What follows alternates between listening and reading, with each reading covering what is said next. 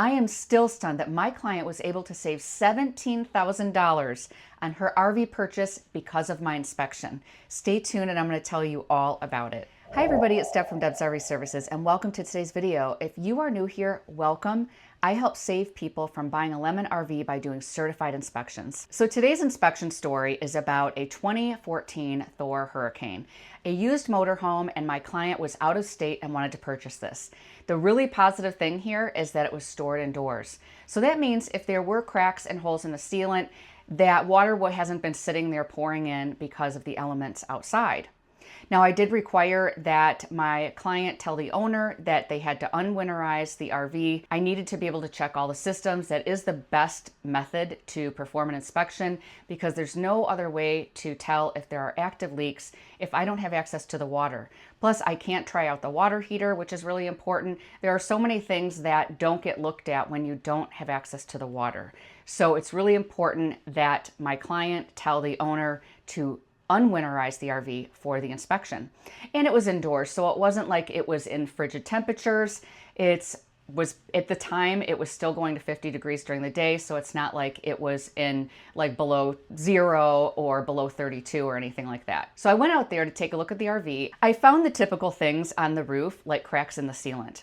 I saw it all around the RV, and there was also a broken antenna. I did also see on the side walls that there was cracks in the sealant. That's something that is important to have repaired. And whether you know it or not, that is costly.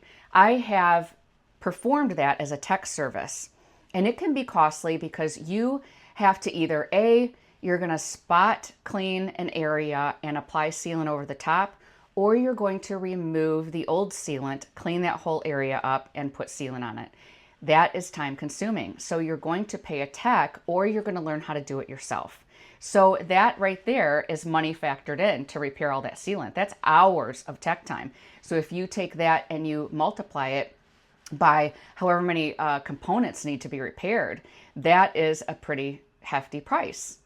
So moving on, I also found that tires were all outdated and old. They all needed to be replaced. Again, that is money. That's a lot of money out of the pocket to replace all those tires, especially on a Class A motorhome because they're so big, so they cost a lot more. There was also, around the gas line, the sealant was missing. So it needed to be sealed. We required that there's a fire-resistant sealant around the gas line of water heaters, and so I noted that in the report. Do you want to learn how to do your own DIY inspection? Well, I've created a workbook to help you out. So this workbook is over 80 pages long. It has colorful photos. It gives you step-by-step instructions on how to perform an inspection. And you can use this in two ways. Once you download the file, you can save it as a PDF on your phone or your iPad. And this is what it looks like on an iPad. And you can just scroll through it and you can find the page that you're looking for, or you can just follow it along. It starts from the roof and goes through everything exterior and then goes to the interior. If you like paper, then you can have it printed and you can walk around the RV with it in paper form, and there are check boxes for you to check things off when you're done. So if you like this, then you want to be a part of my Black Friday sale because it is going to be the lowest price point possible for this workbook. I'm going to have it from November 28th to the 30th, so make sure you mark your calendars. I'm going to keep reminding you, and once it goes live, then you will be able to purchase that workbook, and you'll have until, I'm going to leave it open until the 30th at midnight, and then I'll close it down. So be sure not to miss out on the sale. There were other minor things like the detectors needed to be replaced because they were outdated, and it's very, very important that you get that. But the biggest item, the biggest ticket item that I found was under the slide, there was rot. It wasn't fully rotted along the entire slide. It was really just around the edges. So it means that water had gotten in there at some point on both sides of the slide. That is typical for what I find. Unfortunately, water can get in through the little trim rails. If it's a Schwintek, it gets along that Schwintek slide area, the screws. It's just not sealed good enough, and so water gets down in there.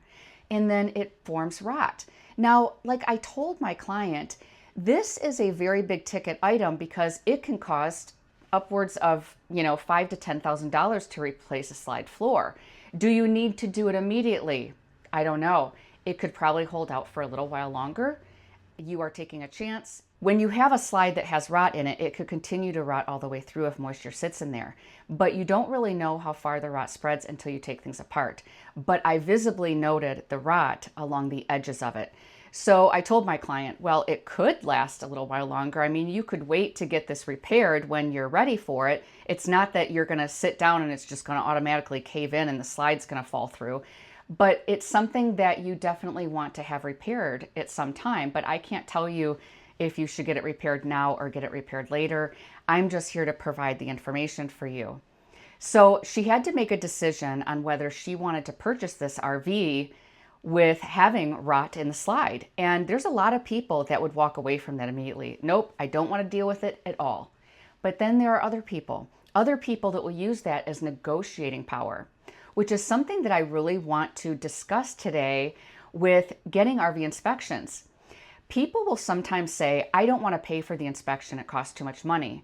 But I can guarantee you almost 100%, at least 90%, that you can make back the money that you spent on the inspection simply by negotiating that amount off the sale price, because I always find something. So in this case, I found rot, I found sealant that needed to be replaced, there were tires that needed to be replaced, there was the sealant around the water heater, that's tech time too. So with all those things, and you add up all the things that I found, you're talking a pretty hefty price tag. So my client decided to take a gamble. She threw out a price at the owner and said, listen, I would have to replace the slide. She didn't say that she might have to replace it at a later date. She was looking at replacing it now. I might have to replace the slide. I have to replace the tires. I have all the sealant work that needs to be done. I will take it if you remove $17,000 off the price. Did she think that that was going to work? She was doubtful. She wasn't sure if that owner would take her up on her offer, but he did. He said, fine, I will give you the RV for $17,000 off. Now, one of the other pluses with this is that it was fall. Some people really are ready to get rid of their RV in the fall because it's time to store it. You don't want to have to worry about it anymore. Sometimes they need the money. Sometimes they just want it out of their hair. They don't want to deal with it anymore. And they get somebody that has spent all the time. They get an inspector. They've looked at it. They've spent a good chunk of time planning this, unwinterizing it, doing all these things. So they come back with an offer and the owner says, yes, just take it. My client saved $17,000. So technically, she could hold on to that money and she could get that slide repaired when she's ready. She'll be able to replace the tires. She'll be able to fix the sealant. Otherwise, everything else worked in the RV.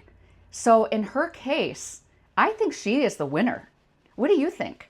So I'm really curious what you guys think of this RV. Would you have purchased this motorhome getting $17,000 off the price? Would that have been a good enough deal for you to say, yep, I'm going to make the purchase?